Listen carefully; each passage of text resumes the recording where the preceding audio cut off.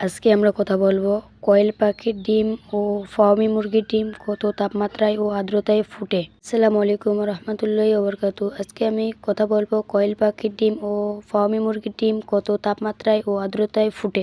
প্রথমে কথা বলবো ফার্মি মুরগির ডিম নিয়ে। ফার্মি মুরগি বা যে কোনো মুরগি 21 দিন বা 20 দিনে ফুটে। প্রথমে কথা বলবো তাপমাত্রা নিয়ে। মাত্রা 1 থেকে 21 দিন পর্যন্ত থাকবে সর্বনিম্ন 37.2, সর্বোচ্চ 37.7 এর ভিতরে তাপমাত্রা থাকবে। এবার কথা বলবো আর্দ্রতার বিষয়ে।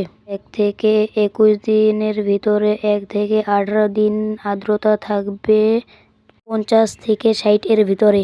তো এবার আমরা কথা বলবো কোয়েল পাখির আর্দ্রতা ও তাপমাত্রা নিয়ে। কোয়েল পাখির ডিম মূলত 18 দিনে ফুটে। কোয়েল পাখির ডিম ফোটার তাপমাত্রা 1 থেকে 18 দিন পর্যন্ত, সর্বনিম্ন তাপমাত্রা 37.4, সর্বোচ্চ তাপমাত্রা 37.7। এবার আমরা কথা বলবো কোয়েল পাখির আর্দ্রতা নিয়ে। 18 দিনের ভিতরে 1 থেকে 7 দিন, 50 থেকে 60 এর ভিতরে।